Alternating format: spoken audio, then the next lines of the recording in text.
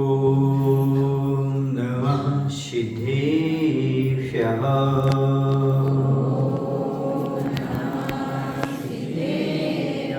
ॐ नमः सिद्धेभ्यः।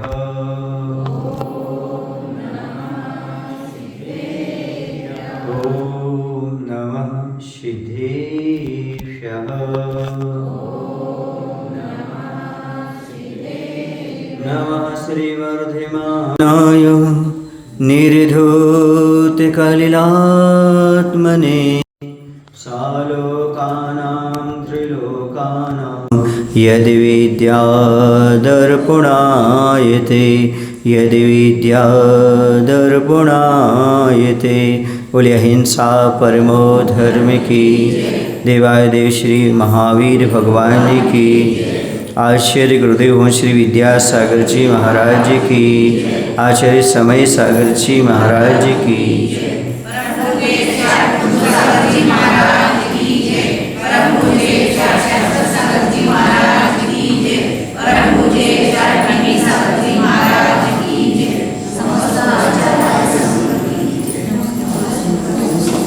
धर्म के बारे में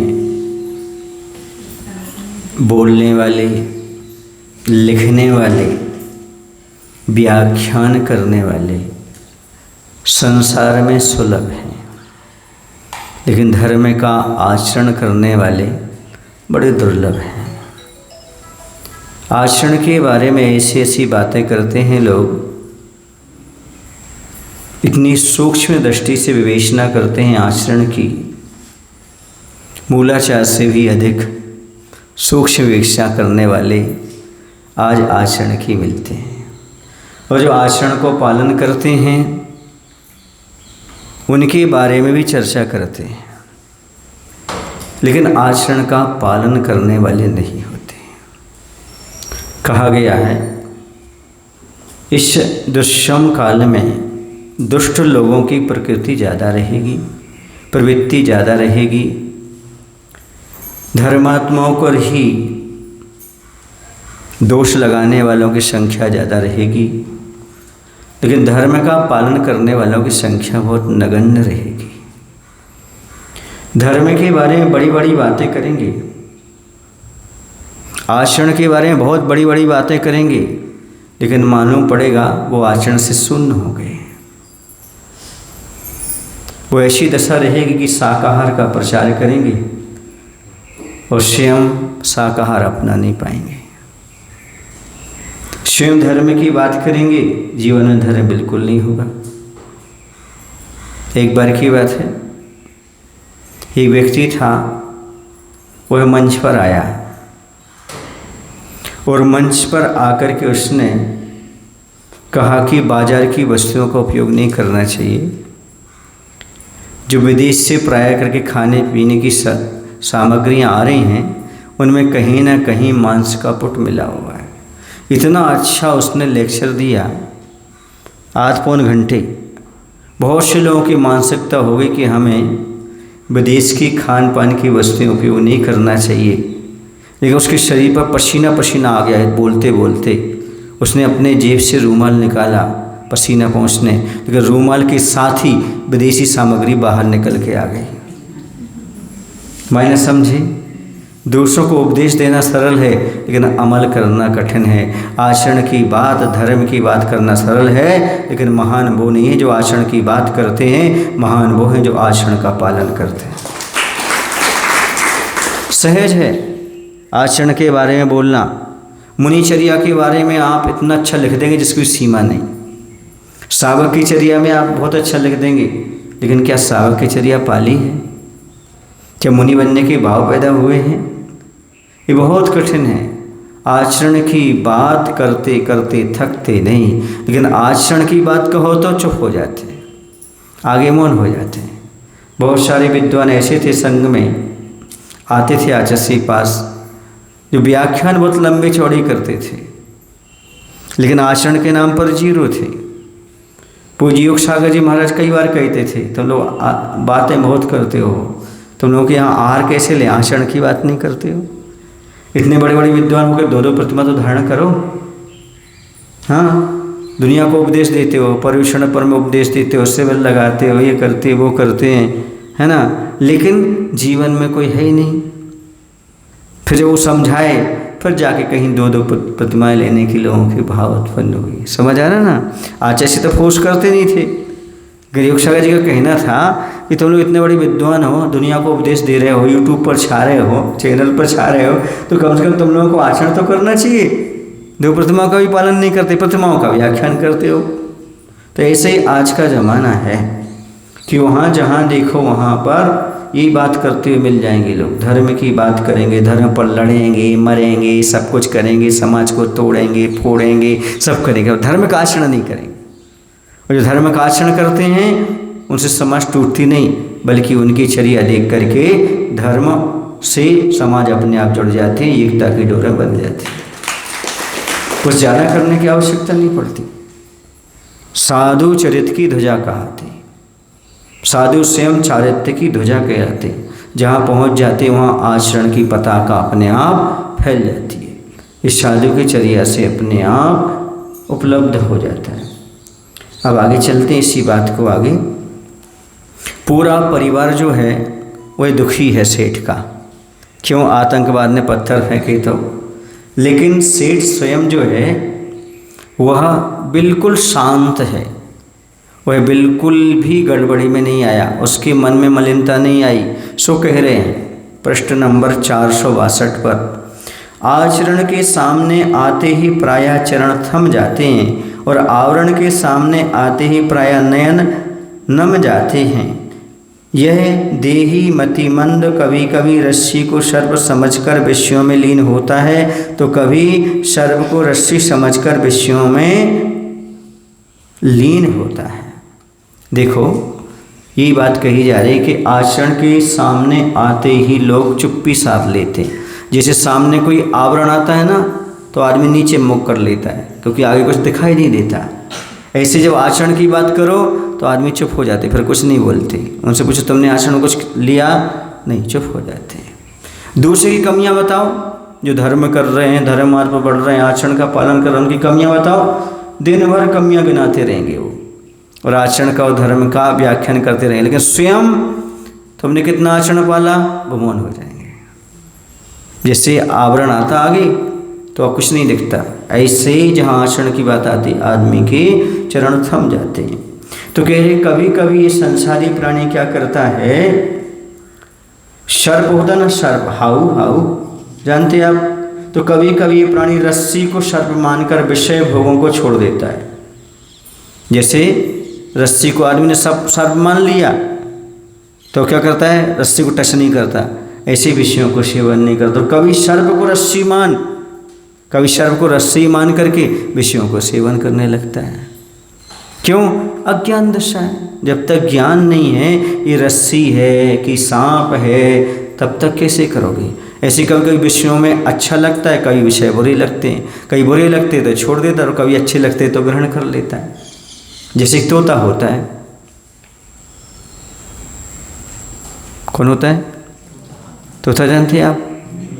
गिनी, हाँ, मरी भी बोलते हैं, गिनी बोलते हैं, गिनी बोलते हैं। जो तोता होता है ना, वो तोता क्या करता है, पिंजरे के अंदर यदि वो हो तो पिंजरे के अंदर पैक रहते हुए वह मन में सोचता है क्यों ना अपन स्वतंत्र होकर के बाहर घुमाओ। स्वतंत्रता होती तो अच्छा होता। लेकिन जैसे ही मालिक दूध भात रख देता है, अक्की हालू रख देता है और दाणिम अनार का दाना रख देता है, खाता है मस्त, वो कहता है यहीं स्वर्ग है, हमें पिंजरे के बाहर नहीं जाना। ये सोचता रहता अंदर बैठे बैठे और दूध भात खाता रहता आनंद। लेकिन सामने जब बिल्ली दिखती है, अब क्या होगा। हालांकि बिल्ली अंदर नहीं घुसती, लेकिन बिल्ली को देख करके ही उसके प्राण सूखने लगती। बिल्ली जब पिंजरे के आसपास घूमती है ना, और यदि हाथ और डाल दे अंदर थोड़ा बहुत, फिर देखो कैसा घबराता छटपटाता वो, उसे लगता पिंजरे को कब छोड़ूं। ऐसी तुम्हारी दशा है। जब परिवार के सब आपके अनुकूल चलते हैं तब आपको संसार अच्छा लगता है, जैसी आपत्ति आती है तो हे भगवान इस संसार में क्यों फंसे थे, अब कल्याण कर लो, कल्याण कर लो, ऐसी दशा होती है। होता कि नहीं आता है? हाँ, शिकारी आता है, जाल फैलाता है, दाने का लोभ दिखाता है और जाल में नहीं फंसने, फंसे उसी में हो। ऐसी दशा होती कि नहीं होती? ऐसी होता है। कभी कभी संसार बेकार लगता है और कभी कभी अच्छा लगता है। ज्ञान नहीं होने से ऐसा होता है। संसार तो संसार है, समझ आ रहा ना। कभी बैराग आ जाता है, कभी लगता है नहीं भैया घर नहीं छोड़ सकते, हमारा ही है, हमारा वो है, हमारा है। और कभी लगता है हमारा कोई नहीं है, घर छोड़ दो, कल्याण कर लो। ऐसे बार बार विकल्प उठते रहते हैं। ये किसकी दशा है? तो कह रहे हैं ये मोह के कारण संसारी प्राणी की दशा है। जब तक इसे वस्तु स्वरूप का सच्चा ज्ञान नहीं होता तब तक इसकी ढुलमुल स्थिति बनी रहती है। कल्याण करूं कि संसार में फंसूं, संसार में फंसूं कि कल्याण करूं, अंतर्द्वंद उसके अंदर चलता रहता है। ये स्थिति होती है। तो कभी सर्प को रस्सी और कभी रस्सी को सर्प मान करके चलता है। कभी विषयों को भोगता है, कभी छोड़ता है। यह सब मोह की महिमा है। इस महिमा का अंत तब तक हो नहीं सकता। स्वभाव की अनभिज्ञता जीवित रहेगी जब तक वस्तु स्वरूप को नहीं जानोगे, जब तक यही होगा। अभी आएगा इष्टोपदेश में, शायद 7 नंबर की गाथा आएगी। इसमें यही पूछा जाएगा, संसारी प्राणी समझता है कि संसार में सुख नहीं है, पर क्यों नहीं छोड़ रहा? तो वो कहेंगी मोहेन समृतम ज्ञानम स्वभावम लभते नहीं मत्तापमान पदार्थानाम यथा मदन को द्रवई। क्या कहेंगे आचार्य पूछा स्वामी? ये बात कहेंगे कि मोह से ढका हुआ ज्ञान वस्तु स्वरूप को प्राप्त नहीं करता। जैसे किसी ने कोदों का चावल खा लिया है तो उसे सही वस्तु स्वरूप ज्ञात नहीं होता। एक कोदों का चावल होता है, कोदई चावल, वो खा लो तो थोड़ा जहरीला होता है, नशा पैदा करता है। तो यदि उसको खा लिया तो सही वस्तु समझ में नहीं आती। वैसे मोह से ढका है ज्ञान, और मोह से ढका ज्ञान सही वस्तु का स्वरूप नहीं जान पाता। कभी ऐसा अच्छा लगता है, कभी अच्छा लगता है, कभी मोक्ष मार्ग अच्छा लगता है और कभी संसार मार्ग अच्छा लगता है। यहाँ आ गए तो यहाँ जैसे और वहाँ चले गए तो वहाँ जैसे। जैसा निमित्त मिला वैसे ढल जाते हो, अच्छे में अच्छे और बुरे में बुरे। यदि पाप का निमित्त मिला तो पाप में चले गए, विषयों में चले गए, और धर्म का निमित्त मिला तो धर्म में आ गए। ऐसी ढुलमुल स्थिति हो जाती है। किसकी? जिसने अभी तक स्वभाव को प्राप्त नहीं किया है, वह वस्तु स्वरूप को नहीं जानता। मोही प्राणी की ऐसी दशा होती है। इसका विषय उसमें अच्छे से खोल लेंगे इष्टोपदेश में, समझ गए ना।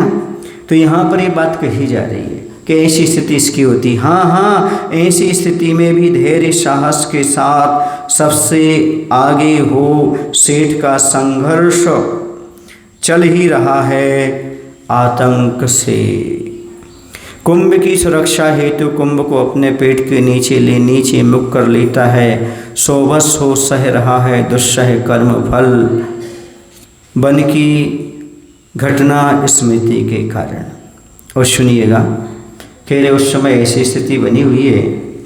क्या स्थिति बनी? ऐसी स्थिति में भी धैर्य साहस का साथ आतंक से संघर्ष करता हुआ सेठ सबसे आगे हो कुंभ की सुरक्षा हेतु उसे अपने पेट के नीचे मुख कर लेता है और वन की घटना को याद रख अपने ही दुष्कर्मों का फल मान करके समता से सहन कर रहा है। वह समझ रहा है जो कुछ हमें फल मिल रहा है हमारे दुष्कर्मों का है। आतंकवाद तो निमित्त है। मैंने कल कहा था, दुख के समय वही चिल्लाता है, वही रोता है, वही दुखी होता है और वही दूसरे को दोष देता है जो कर्म सिद्धांत को नहीं जानता। जो कर्म सिद्धांत को जानता है, जो कुछ ही फल हमें मिल रहा है ये हमारे पूर्व उपार्जित कर्मों का फल है, ऐसा चिंतन आ जाता है तो समता अपने आप आ जाती है, निमित्ताधीन दृष्टि हट जाती है। सामने वाला कोई व्यक्ति हमें दुख दे रहा है, ये भाव समाप्त हो जाते हैं, बल्कि ये भाव उत्पन्न हो जाते हैं जो मैंने पहले कर्म किया था उसका फल मिल रहा है, सामने वाला निमित्त मात्र है, दोष तो मेरे किए कर्मों का ही है। तो समता अपने आप आ जाती है। समता लाने का यही उपाय कैसी भी कठिन से कठिन दुख हो उसमें समता कैसे पैदा करें। तो आचार्य कहते कैसी कठिन से कठिन स्थिति आ जाए, कितना भी खतरनाक दुख जीवन में आ जाए, तो समता कर्म सिद्धांत को जानने से आती है। ये मेरे पूर्व के कर्म का फल है। कोई मुझे दुख नहीं दे सकता, कोई मुझे सुख नहीं दे सकता। मेरे साता का उदय है सो सुख आएगा और असाता का उदय है तो दुख आएगा। जो कुछ भी है वो सब हमारे कर्मों का फल है, सामने वाला निमित्त मात्र है। ऐसा जहाँ पर श्रद्धान आता है वैसे ही दुख के समय आकुलता नहीं, समता पैदा हो जाती है। वैसे समता पैदा करो और ये कर्म सिद्धांत को जानो। ये कर्मों दुष्य कर्म फल बन की घटना स्मृति के कारण वो समझ जाता है ये सब मेरे पूर्व कर्म का उदय। कौन समझ रहा है? सेठ समझ रहा है। सब आकुल व्याकुल हो रहे पर वो नहीं हो रहा। वे संसार में वही आकुल व्याकुल होता है जो अपने कर्म सिद्धांत को नहीं समझता। और जिसी विश्वास से जो कुछ भी आज वर्तमान में मिल रहा है वो सब कर्म का फल है। बेटा भी कर्म के उदय में आता है तो दुश्मन बन जाता है। बेटा भी पुण्य कर्म के उदय में आता है तो मित्र बन जाता है। पाप कर्म का उदय आता है तो पत्नी भी दुश्मन बन के आ जाती है। पुण्य का उदय आता है तो पत्नी मित्र बन करके काम करती है। न पत्नी दुश्मन है, ना बेटा दुश्मन है, ना पत्नी मित्र है, ना बेटा दुश्मन है। ये तुम्हारा कर्म ही दोस्त और दुश्मन है। इसलिए पाप कर्म तुम्हारा दुश्मन है, पुण्य तुम्हारा मित्र है। पुण्य तुम्हारा मित्र, पाप तुम्हारा बैरी। अब पाप छोड़ पुण्य अपना ले, क्यों करता है देरी। यही सब है। लगता है हमारे लिए कि हमें सुख दुख दे रहे हैं, हमें ऐसा कोई कुछ नहीं करने वाला। ये कर्म सिद्धांत का अभाव है। चाहे वो साधु हो चाहे सावक हो, जहाँ आकुलता आई समझो कर्म सिद्धांत कायम। और जहाँ कोई परिस्थिति आई उसमें दृढ़ता, ये सब कर्म का उदय है, तो समझ लेना वहाँ पर समता आए बिना रह नहीं सकता। चाहे सुख हो, चाहे दुख हो, चाहे निंदा हो, चाहे प्रशंसा हो, चाहे योग हो, चाहे संयोग हो, कुछ भी हो, उसमें मात्र समझो इसमें कर्म का योग है। किसका योग है? कर्म का योग है। और कर्म किसका किया हुआ है? स्वयं का किया हुआ है। इसलिए दोष किसका है? न कर्मों का है, न दूसरे का, स्वयं का है। जो स्वयं का है तो अब समता रखो। क्या करोगे? और स्वयं का दोष, स्वयं की पिटाई करने लगोगे क्या? नहीं, समता भाव रखो, आकुलता मत करो। इसी में काम चलने वाला है। ये जो कुछ भी हमें मिल रहा है, बाहर से दिखाई दे रहा है, ये सब निमित्त मात्र, उपादान तो हमारा है, कर्म का उदय तो हमारा है। ये समझने वाले व्यक्ति घर परिवार में रह करके भी कभी दुखी नहीं होंगे। सामने वाले के दुर्व्यवहार को क्षमता से सहन कर लेंगे। क्यों? ये सब मेरे कर्म का उदय है।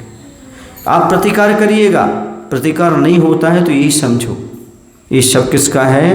कर्म का उदय। शांति से धैर्य के साथ बैठ करके उसको सहन करो। समझ आ रहा है? यही तरीका है। दो तरीके और बता देते हैं आपको। यदि कोई आप पर गलत आरोप लगा रहा है और दूसरा सही आरोप लगा रहा है, आपकी वो निंदा कर रहा है पर आप में वो दोष है, वो आपकी निंदा कर रहा है, आप में वो गलती है, कमी है, तो उसे स्वीकार करो, एक्सेप्ट करो।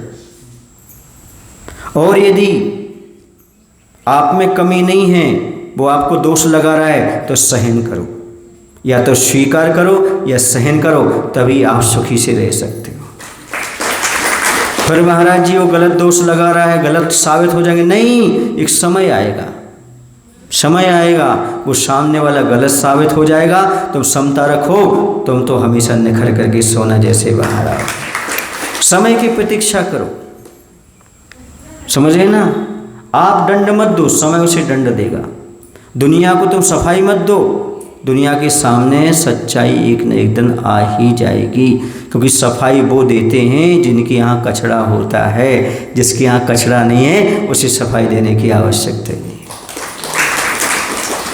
क्षमता से उसको सहन करने की आवश्यकता है। आगे कहते हैं 7-8 हाथ दूर से ही उपसर्ग यह चलता रहा निर्दयता के साथ, और निर्दयता पूर्वक 7 हाथ दूर से ही वह उपसर्ग करते रहे परिवार के ऊपर। जिसके बल पर पार पाना है कुंभ को फोड़ने का प्रयास कई बार विफल हुआ, जिसके बल पर प्राणों को त्राण मिला है कटी में कसी रस्सी को शस्त्रों से काटने का प्रयास एक बार भी सफल नहीं हुआ। आग की नदी को पार करने वाले कुंभ की कठिन तपस्या देख कहीं जल देवता ने ही विक्रिया के बल पर परिवार के चारों ओर रक्षा मंडल भामंडल की रचना की हो। यह चमत्कार मत्स्य मुक्ता का भी हो सकता है। क्या हुआ, आतंकवाद ने कई बार घड़े को फोड़ने की कोशिश की, और जो सेठ के कमर में रस्सी बंधी ना जिससे घड़ा बंधा है उसको भी तोड़ने का प्रयास किया, लेकिन सफल नहीं हुआ। क्यों नहीं हुआ?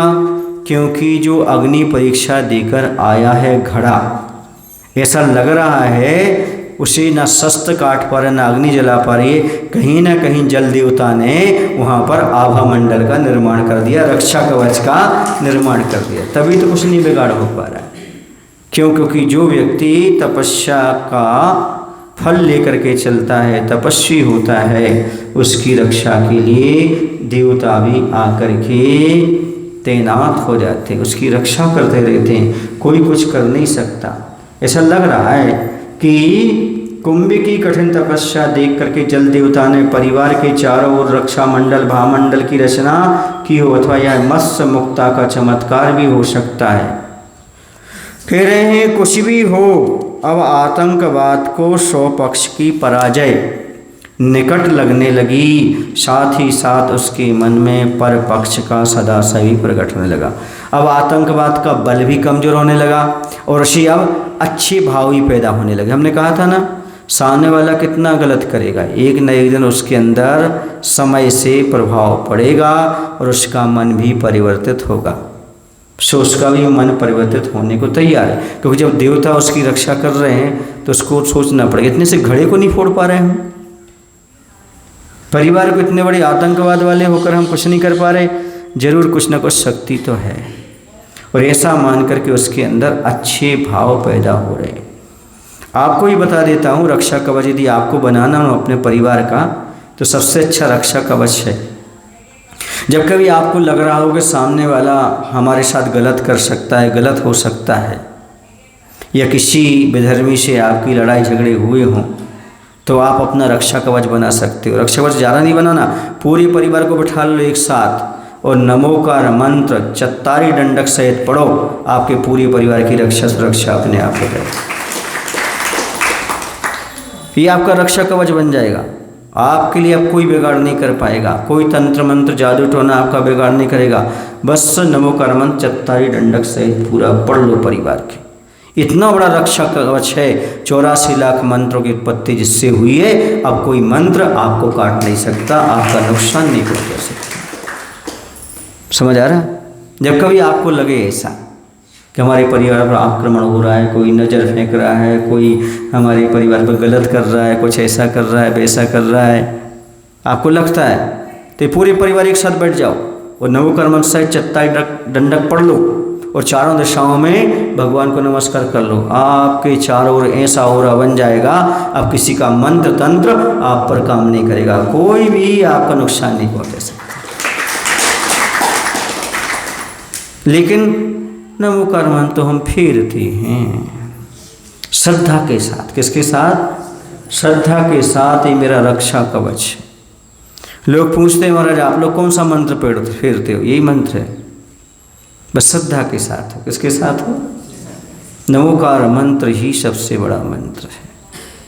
यदि आपने इसका उच्चारण कर लिया, कहते हैं यदि नमोकार मंत्र का पूरा उच्चारण कर लिया, अनेक जन्मों के पाप नष्ट हो जाते हैं। और सामने वाला आक्रमण कब करता है? जब पाप का उदय हो। और पाप हम नष्ट कर रहे हैं तो क्या होगा? सामने वाले का आक्रमण क्या करेगा? कुछ नहीं कर पाएगा। तो इस श्रद्धा के साथ करोगे तब होगा। ऐसे ही इनके साथ हो रहा है। तपस्वी रक्षा मंडल जैसा आभरण जैसा बन गया। अब कह रहे हैं चाहे कुछ भी हो, अब आतंकवाद को अपनी हार निकट लगी, साथ ही साथ उसके मन में कुंभ का अच्छा उद्देश्य भी समझ आने लगा। मंत्रों के प्रभाव से क्या होता है, हमारी रक्षा तो होती ही है, लेकिन सामने वाले के परिणाम भी परिवर्तित होते हैं। जिसके अंदर क्रूरता रहती है, क्रूरता में कमी आ जाती है। कमी आ जाने से वो आपका नुकसान नहीं पहुंचा पाता। ये मंत्र का प्रभाव होता है। अपनी रक्षा के साथ साथ उसकी जो बरगनाएँ होती हैं वो सामने वाले के पास तक पहुंचती हैं, और जो सामने वाले के पास तक पहुंचती हैं उसका मन भी अच्छा होने लगता है। जैसे सेठ जी बैठे ना, शांति से सहन कर रहे हैं कर्म का उदय। देखो ना, आतंकवाद के मन में भी क्या हो गया, सदाशय पैदा हो गया।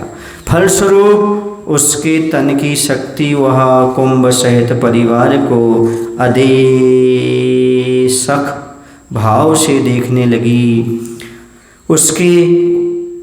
उनकी मन की शक्ति वह अपने आप को क्रोधानल से सेंकने लगी, और उसकी वचन शक्ति तो पूरी माहौल के सामने अपने घुटने टेकने लगी। अब मन वचन की शक्ति जो है वो अपने आप ढीली पड़ रही है। तो कैसे पड़ रही हैं, तो जब इन्होंने देखा कि ये घड़े का हम कुछ बिगाड़ नहीं कर पाए, तो अपनी हार महसूस करते हुए आतंकवाद के तन की शक्ति कमज़ोर पड़ने के कारण वह कुंभ सहित परिवार को ईर्ष्या भाव से देखने लगी। अब उसे ईर्ष्या भाव तो उत्पन्न हो रही है, हम इसका कुछ क्यों नहीं बिगाड़ पा रहे। मन की शक्ति स्वयं पर क्रोधित हुई, अरे तुम इतना सा काम नहीं कर सकते। हाँ, ऐसा स्वयं को क्रोध की अग्नि में धधकाने लगी, और वचन की शक्ति पराजय से चुप पड़ गई। अब वचन तो मौन ही हो गए, क्योंकि हार गए। ऐसी स्थिति हुई, घुटने टेक दी उसने, परंतु उसकी वंचन शक्ति अभी मिटी नहीं। ज्यों की त्यों बलवती वही पुरानी टेक लगी है। तभी तो आतंकवाद अपने हाथों में एक ऐसा जाल ले जिसमें बड़ी बड़ी मछलियां अनायास फंस सकती हैं, परिवार के ऊपर फेंकने को है कि धरती के उपासक पवन से यह देखा नहीं गया, और वह क्या प्रलय का रूप धरता है। पवन को बड़ा पारा चढ़ा, चक्री का बल भी जिसे देखकर चक्कर खा जाए, बस ऐसा चक्रवात हो। एक ही झटके में झट से दल के करों से जाल को सुदूर शून्य में फेंक दिया। सो ऐसा प्रतीत हुआ कि आकाश के स्वच्छ सागर में स्वच्छंद तैरने वाले प्रभापुंज प्रभाकर को भी पकड़ने का प्रयास चल रहा है, और लगे इस झटके से दल के पैर निराधार हो गए। कई गोलाटे लेते हुए नाव में ही सिर केवल चक्कर खा गिर गया। दल अंधकार छा गया, उसके सामने नेत्र बंद हो गए, हृदय स्पंदन मंद पड़ गया, रक्त गति में अंतर आने से मूर्छा आ गई। परंतु दल की मूर्छित मूर्छित नहीं, अमूर्छित ही तनी रही पूर्ववत। और क्या हुआ, अंदर की जो मायाचारी है वो बनी रही। सब कुछ समाप्त हो गई, लेकिन षड्यंत्रकारी जो नीति थी वो समाप्त नहीं हुई। तो आतंकवाद ने किया जिससे मछलियाँ पकड़ी जाती ना, ये सब खूब बड़ा जाल नाव के ऊपर, पूरे परिवार के ऊपर फेंक दिया। और जैसे ही फेंका वैसे ही धरती का सहयोगी हवा, खूब तेज हवा चली और जाल को उड़ा करके दूसरी तरफ फेंक दिया। इससे सारा जो आतंकवाद था उसके सामने अंधकार छा गया, और उस हवा के कारण वो सारे आतंकवादी नीचे गिर गए। नीचे गिरे, गुलाटे खा करके मूर्छित हो गए, पर मूछें अभी भी तनी है। क्या मूछें, परंतु मूर्छित नहीं, मूर्छित नहीं, अभी भी अमूर्छित ही तनी रही हैं। जैसे गाय बैठ जाए तो सींग तो खड़े ही रहते हैं, खड़ी रहते हैं, ऐसे मूछ तो खड़ी रहेगी, यानी अकड़ भी नहीं गई। वो तो ऐसा होने के बाद भी जीवन का अनुमान कैसे लगे, प्राण प्रयाण से कर गए। अब कैसे मालूम पड़े जीवित है कि मर गए, ऐसा लग रहा है उनके प्राण तो निकल गए। बड़ी तेजी के साथ ओज तेज से मुख विमुख हुआ दल का, मुख में झाग जागने लगा धरती से हंसता सागर तट सा, और नाव भी डवाडोल हो गई। पता नहीं कितनी बार पल भर में अपनी ही परिक्रमा लगाती रही वह नाव के साथ। सबके प्राण लगभग डूबने को हैं, सबके मुख विमुख जैसे हो गए। अब नाव क्या है, हवा के कारण घूम रही है, स्वयं ही घूम रही नाव, उसके अंदर बैठे ये क्या करेंगे, इनकी स्थिति और गड़बड़ हो गई, क्योंकि नाव स्वयं ही घूम रही है, ऐसी उसकी स्थिति हो गई। ऐसा लग रहा है मानो सब कुछ अंधेरा जैसा छा गया हो। सूर्य को भी पकड़ने का प्रयास चल रहा है। झटका लगने से दल के पैर निराधार हुए और वे चक्कर खा करके गोलाटे लेते हुए सिर के बल नाव में ही गिर पड़े। उसके सामने अंधेरा छा गया, नेत्र बंद हो गए, हृदय का स्पंदन, उसकी मूछें पूर्वत तनी हैं, बिना मूछित। दल के मुख से झाग निकलने लगा, जैसे सांप काट लेता ना तो सफ़ेद सफ़ेद झाग निकलता है ना मुख से, ऐसा झाग निकलने लगा उन लोगों के मुख से। और लग रहा है प्राण निकल से गए और नाव भी डमाडोल हो गई, अपनी ही परिक्रमा लगाती रही वह नाव की, और सभी के प्राण लगभग डूबने को हैं। ऐसी स्थिति वहाँ पर हो गई। अब आगे बात बात में चक्रवात जब उत्पात घात की ओर बढ़ता ही जा रहा, इस अति की इति के लिए संकेत मिलता है उपालंब के साथ कुंभ की ओर से। अघटित घटना को देख करके अपनी अति की समाप्ति के लिए कुंभ ने संकेत दिया पवन को, हवा को संकेत दिया। क्या संकेत दिया?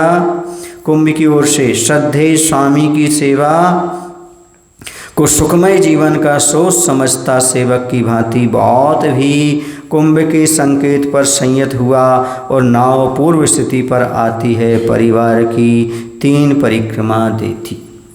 अब देखो, कुंभ तो दयालु है क्योंकि साधु का प्रतीक है घड़ा, वह तो दयावान है, वह देख रहा है कि अब नाव पलट सकती है, ऐसा लग रहा है कि इनके साथ अनिष्ट घटित हो सकता है। तो सुनिएगा, वह आदेश का पालन करने वाला कौन? पवन। पवन को श्रद्धेय स्वामी की सेवा आदेश का पालन ही सुखमय जीवन का मूल कारण है सेवक के लिए, ऐसा मान पवन संयत बना और नाव भी परिवार को 3 परिक्रमा दे पूर्व स्थिति पर आती है। और क्या हुआ? उसने मना कर दिया, इनको डुबो मत। किसने? घड़ी ने। तो वह पवन भी शांत हो गया और किसकी परिक्रमा दे रहा है? और नाव भी, अब नाव भी परिक्रमा दे रही किसकी? इस परिवार की। तो इस परिवार ने क्या किया है? रक्षा की है। समझ रहे ना? नाव भी परिवार की 3 परिक्रमा दे पूर्व स्थिति पर आती है। यहाँ पर 2 बातें हैं। एक बात तो ये है कि सच्चा सेवक जो वो है जो स्वामी की बात मानता है। किनकी बात मानता है? स्वामी ने कहा ये गलत है तो गलत है, जिद नहीं करना। स्वामी ने कहा ये सही है तो सही है, जिद नहीं करना। जिद करता है वो सच्चा सेवक नहीं होता। अपने अपनी चलाता है वो सच्चा सेवक नहीं होता। सच्चा भैयावत्ती करने वाला अपने अपनी नहीं चलाता। जो सामने वाले ने कहा है हाँ ठीक है, सही है, सामने वाला कह रहा है उसको भी स्वीकार करता है। ऐसे अभी तो ये मिटाने के लिए तैयार था आतंकवाद को, लेकिन आज्ञा मिल गई किसकी? स्वामी की, कुंभ की। चक्रवात ने छोड़ दिया। हमारे स्वामी जो चाहते हैं, हमारे स्वामी जिसमें सुखी रहें वो काम करना है, जिसमें उनको आनंद आए वो काम करना, अपनी जिद को पूरी नहीं करना। और पवन ने क्या किया? उसके लिए पूर्व स्थिति में आ गया। तो जो नाव थी वह नाव डगमगाना बंद हो गई। अब नाव ने देखा कि देखो हम तो इनको मारना चाह रहे थे, वो नाव में बैठे लोग मारना चाह रहे थे, लेकिन इन्होंने हमें बचाया। किससे? चक्रवात से।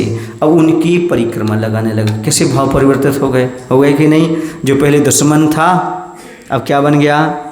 दोस्त बनने को तैयार है। क्यों? क्योंकि परिणामों का खेल। जहाँ ये परिवर्तन आया वहाँ उनके अंदर भी परिवर्तन आ गया। ये नियम है, क्रूर से क्रूर परिणामी को भी सुधारो तो प्रेम से सुधारो, वही भी सुधर जाता है। उसकी बुद्धि को पलटो, नाव को मत पलटो। किसको पलटो? बुद्धि को पलटो। नाव को पलटने से तो सब मर जाएंगे, और बुद्धि को पलटोगे तो नाव भी सुरक्षित रहेगी, वो भी सुरक्षित बनी रहेंगे। समझ आया आपको? अब क्या हुआ कि दुर्घटना टलने से समूचा माहौल ही प्रसन्न हुआ, सारा माहौल खुश हो गया। इस तरफ भी खुशी और उस तरफ भी खुशी। जिस भांति लक्ष्मण की मूर्छा टूटी, अनंग शरा की मंजुल अंजलि की जल सिंचन से सरिता की उछली हुई, सलिल कणों की शीतल परस्पा, आतंकवाद की मूर्छा टूटी, फिर क्या पूछो लक्ष्मण की भांति उबल उठा आतंक। फिर क्या हुआ, जब लक्ष्मण जी मूर्छित हो गए तो अनंग शरा तो पूर्व पर्याय में थी, उसका इस पर्याय का जीव था विशल्या। कौन थी? लेकिन था वो जीव अनंग शरा का ही, उसके अंदर से शक्ति पैदा हो गई थी, अच्छे अच्छे रोग ठीक हो जाते थे। लक्ष्मण जी मूर्छित हुए थे तो उनका नहन जल जब लाया गया तो इनकी मूर्छा टूट गई थी। इनकी लक्ष्मण जी की, और जैसे टूटी लक्ष्मण जी की मूर्छा तो कौन है, और फिर से मारने के लिए दौड़े। वो किसके लिए? जिसने उन पर शक्ति चलाई थी, रावण आदि पर। सुन रहे ना, ऐसी आतंकवाद भी टूट पड़ा, मूर्छा दूर हुई। तो सुनिएगा, अब ये बात यहाँ पर आई तो कह रहा हूँ, अनंग शरा में ऐसी शक्ति कैसे आई कि अगले पर्याय में उसने जन्म लिया, और जन्म लेते ही विशल्या का रूप में जन्म लिया, और उसकी नहन जल औषधि का काम करने लगी। ये क्षमता कहाँ से पैदा हुई? अब देखिएगा, हम कहते हैं अनंग शरा के पास सम्यक दर्शन था, तो फिर स्त्री पर्याय में जन्म क्यों लिया विशल्या के रूप में? और सम्यक दर्शन नहीं था तो उसने पूर्व पर्याय जो व्रत पाले वो कैसे थे? क्योंकि देशावकाशक व्रत था उसका। अनंग शरा ने जंगल में वहाँ कोई विद्याधर ले गया तो उसको छोड़ दिया था वहाँ, और वो वहाँ पड़ी थी, तो उसने नियम ले लिया था देशावकाशक, मैं अब इस बाउंड्री से बाहर नहीं जाऊंगी। अब उसने जैसे नियम लिया और एक अजगर आ गया और अनंग शरा को उसने अपने मुख में ले लिया। उसने नियम ले लिया था, मैं यहाँ छोड़ के कहीं जाएंगे नहीं। इतने में आकाश मार्ग से विमान में विद्याधर उनके पिताजी आ गए, और पिताजी उसको बचाने लगे। किसको? अनंग। उसने कहा नहीं पिताजी, अब मेरा आधा शरीर इसके मुख में चला गया है, जहर तो मेरे शरीर में फैल गया है, मैं बचूंगी तो नहीं, बच भी जाऊंगी तो क्या मतलब है, मैं तो त्याग कर दिया है, इस क्षेत्र से हम बाहर जाएंगे नहीं, आप कहीं घर भी नहीं ले जा सकते, इसलिए इस सर्प के लिए जीवन दान दे दूँ। उनके पिता ने बेटी की बात सुन करके उस शेर को, उसको सर्प को छोड़ दिया। सर्प ने उसको अंदर कर लिया और मरण हो गया अनंग शरा का। लेकिन सर्प का जीवन बच गया। ये जीवन दान, ये अभय दान देने का फल है। जहरीले जीव को भी जीवन दान देने का फल है। अनंग शरा का जब जन्म हुआ विशल्या के रूप में, तो उसके अंदर ऐसी औषधि उत्पन्न हो गई कि उसके नहन जल से रोग ठीक होने लगे। झाका नीरू स्नान का जो पानी था उससे क्या हुआ? रोग ठीक होने लगे। ये शक्ति आई। अब सोचो, आप एक बार चिंतन करो, यदि आपका श्रद्धा हो तो, विश्वास हो तो, अनंग शरा ने उस दशा में व्रत का पालन किया, ब्रह्मचर्य का पालन किया, देशास्कार व्रत का पालन किया, अभयदान दे एक जीव को, तो उसकी शरीर में इतनी क्षमता आई, औषधि का काम किया। तो जो मुनिराज जीवन भर जीवन दान दे रहे हैं, जीवों की रक्षा कर रहे हैं, ब्रह्मचर्य का पालन कर रहे हैं, यदि उनके गंधोदक में रोग शोक को समाप्त करने की क्षमता आ जाए तो इसमें कोई आश्चर्य की बात नहीं। ये श्रद्धा का विषय, इसका विषय है जो मुनिराज प्रति क्षण बिल्कुल जीवों को अभय दान प्रदान कर रहे हैं, उनसे किसी जीव को कोई भय नहीं है। आप अभयदान नहीं कर सकते, महाराज करते हैं, क्योंकि आपको प्रत्येक जीव से भय है। अभी आप जाकर घर में वही काम करेंगे, कितने जीवों की प्रार्थना होगी।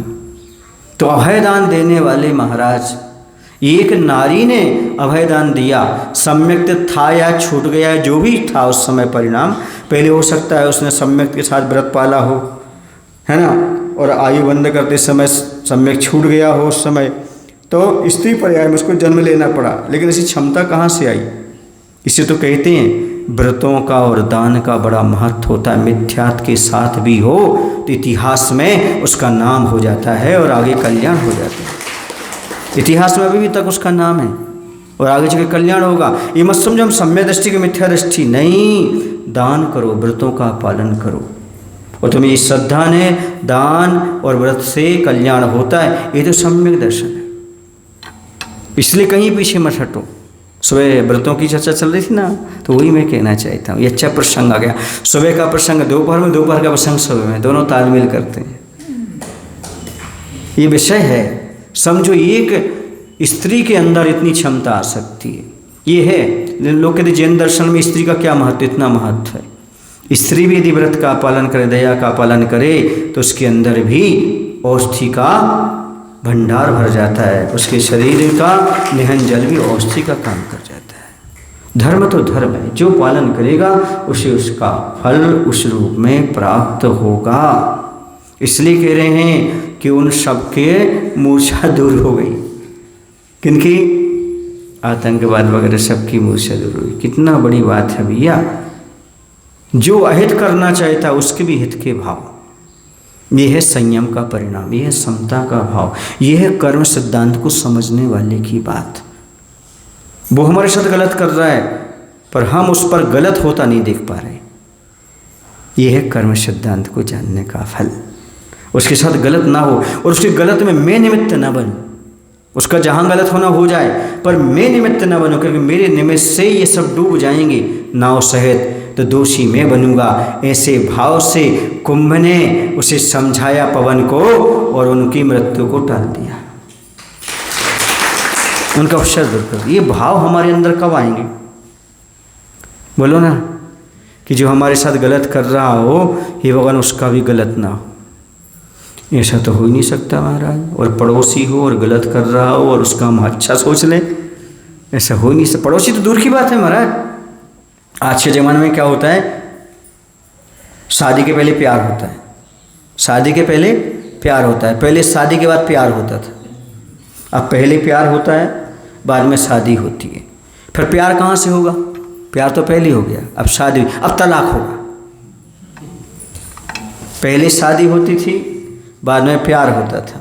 आज पहले प्यार होता है, बाद में शादी होती है, शादी के बाद तलाक होता है।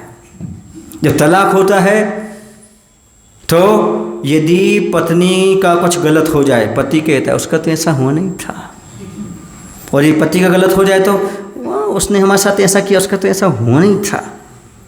ये दुर्भावना आती कि नहीं आती? बोलो आज के ज़माने में। पर यहाँ पर क्या कह रहे हैं? कोई संबंध नहीं, फिर भी नहीं, दुश्मन है, आतंकवाद है, तो भी उसके प्रति सिंपैथी। ये भाव अपने अंदर कब पैदा होगा?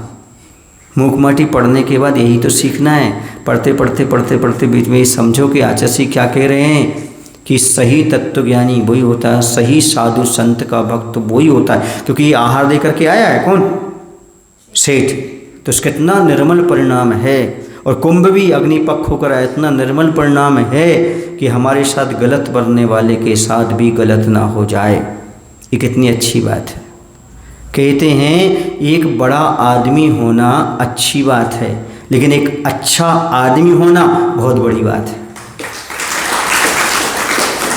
बड़े आदमी होना अच्छी बात है, पर अच्छा आदमी होना उससे भी बड़ी बात है। इसलिए बड़े आदमी बनो या ना बनो, पर अच्छे आदमी बन जाओ। बड़े आदमी बनना पराधीन है, लेकिन अच्छे आदमी बनना स्वाधीन है।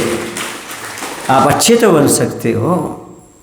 माना दुनिया बहुत गलत है, पर तुम्हें अच्छे होने से किसने रोका? तुम तो अच्छे बन जाओ भैया। बात समझ आ रही? तो कितनी अच्छी धारणा है, कितनी अच्छी बात है। लेकिन ये कितने क्रूर परिणामी हैं। अभी भी मूर्छा से उठे और तन करके खड़े हो गए। पकड़ो पकड़ो, ठहरो ठहरो, सुनते हो या नहीं? अरे बहरो, मरो या हमारा समर्थन करो। अरे संसार को स्वप्न में उतारने वालों, किसी को भी तारने वाले नहीं हो तुम। अरे पाप के मापदंडों, सुनो सुनो जरा सुनो। आतंकवाद जैसे मूर्छा से उठा और चिल्लाने लगा, अरे संसार को नरक में पटकने, स्वप्न माने नरक।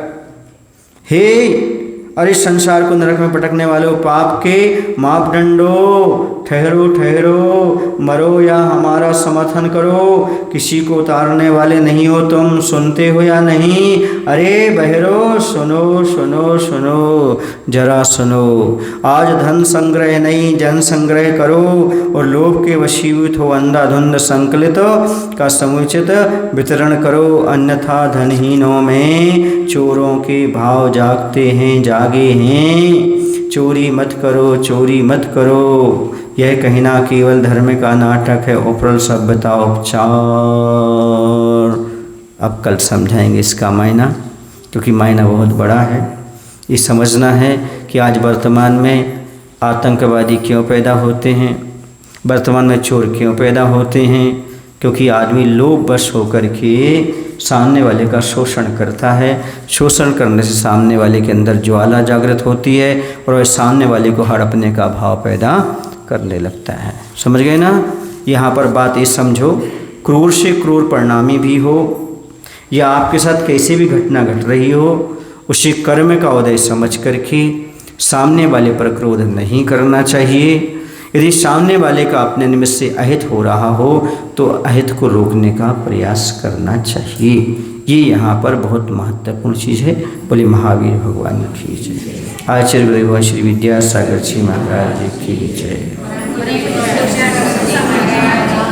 हे प्रभु, हम सभी को इतनी शक्ति, इतनी बुद्धि देने की कृपा करो ताकि हम आई हुई आपत्ति को क्षमता के साथ सहन कर सकें। इसे हम अपने ही कर्मों का फल स्वीकारें, दूसरे निमित्त को दोष ना दें। नमोस्तु नमोस्तु नमोस्तु।